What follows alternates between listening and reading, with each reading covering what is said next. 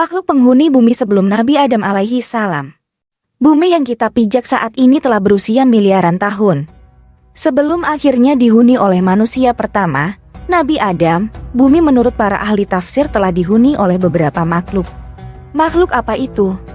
Berikut rangkuman dari berbagai sumber yang sudah dihimpun oleh tim Risalah Nabi.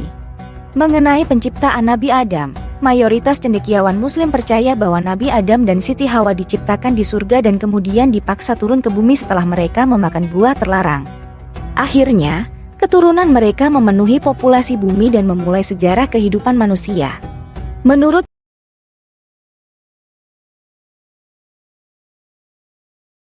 para ahli, ketika bumi berusia 8.000 tahun, masih kosong. Di sini sudah banyak biji sawi putih dan kemudian Allah menciptakan seekor burung bernama Tabirunasar. Allah berfirman kepadanya, "Hai unggas Tabirunasar, makanlah olehmu biji sawi itu. Apabila habis biji sawi itu, engkau akan kumatikan." Sang unggas pun memakan biji-bijian itu. Namun, cara memakannya diatur. Pertama, sehari 1 biji yang dimakan. Setelah semakin berkurang, maka kini dimakannya hanya 1 biji sebulan. Biji sawi itu semakin berkurang saja. Saking takutnya terhadap kematian, sang unggas hanya memakan 1 biji dalam setahun. Namun, akhirnya habislah biji-biji sawi itu. Tabirunasar pun akhirnya mati.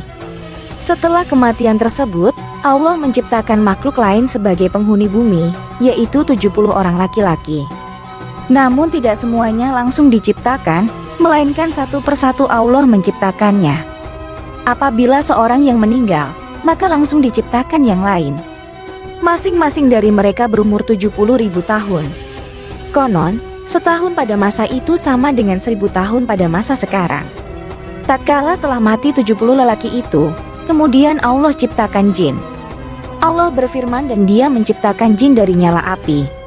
Al-Quran Surat 55, ayat 1. Sebagian dari jin-jin itu ada yang berkaki 4, berkaki 2, dan ada yang terbang. Kemudian Allah mengutus salah seorang di antara mereka yang bernama Yusuf untuk memberikan pengajaran ilmu dan syariat agama. Namun, jin-jin itu banyak yang mendustakan ajaran-ajaran tersebut dan akhirnya Allah pun mematikan semuanya.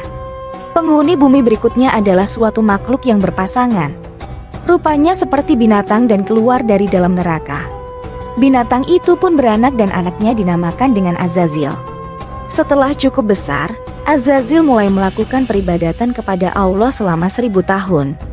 Setelah itu, Allah mengangkatnya ke langit pertama. Selama 1000 tahun, di sini pun ia tekun beribadah. Allah menganugerahkannya sayap yang terbuat dari manikan berwarna hijau. Dengan izinnya maka terbanglah ia ke langit kedua. 1000 tahun lamanya pula ia beribadah. Demikianlah, pada tiap-tiap lapisan langit ia beribadah selama 1000 tahun lamanya hingga ke lapisan langit ke-7. Sementara itu, di bumi saat itu sudah ada penghuni lainnya yang berasal dari bangsa jin bernama Jannah. Hidup hingga 70, hingga lahir anak cucunya.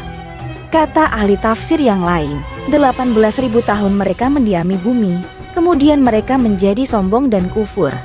Allah pun mematikan Jannah. Sebagai gantinya adalah Banu Jannah. Ia mendiami bumi selama 18.000 tahun lamanya hingga akhirnya ia juga dimatikan oleh Allah. Sementara itu, di atas langit sana, Azazil bersama para malaikat masih kusyuk beribadah. Azazil menjadi penghulu para malaikat selama 7.000 tahun lamanya dalam beribadah.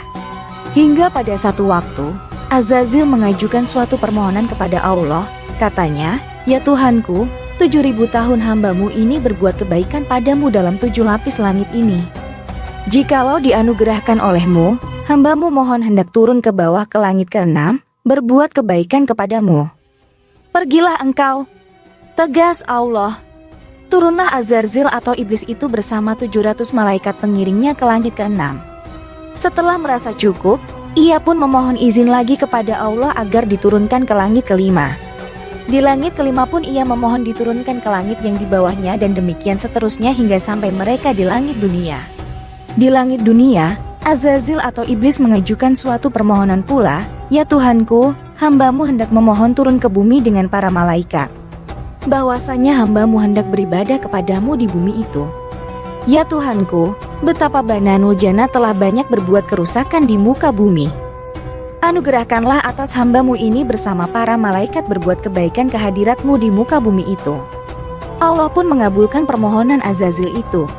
Diturunkanlah ia bersama 700 malaikat yang mengiringnya untuk beribadah di muka bumi, setelah sebelumnya Bananul Jannah dimatikan karena banyak berbuat kerusakan. Setelah 8.000 tahun lamanya beribadah, Iblis mencoba mengemukakan ungkapan hatinya bahwa di muka bumi inilah ia begitu betah dan tidak ada tempat lain yang membuatnya betah seperti ini. Akhirnya Iblis memohon agar selamanya ia berada di muka bumi untuk berbakti kepada Allah. Sampai pada satu waktu, Allah berkehendak menurunkan suatu keterangan kepada Azazil. Firman-Nya, "Ingatlah ketika Tuhanmu berfirman kepada para malaikat, sesungguhnya aku hendak menjadikan khalifah di muka bumi." Al-Quran Surat kedua, ayat 30. Mendengar firman tersebut, Iblis menjadi berduka karena perasaan dengkinya. Mereka para malaikat pun bertanya kepada Allah mengenai siapa yang akan menjadi khalifah itu.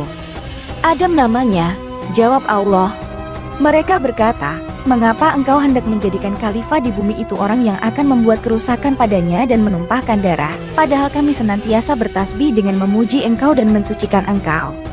Allah berfirman, "Sesungguhnya aku mengetahui apa yang engkau tidak ketahui." Al-Quran Surat kedua, ayat 30. Semoga dengan penjelasan kisah berikut bisa menambah keimanan kita semua kepada Allah. Jangan lupa juga bagikan video ini untuk menambah pahala kebaikan. Wallahu a'lam bishawab.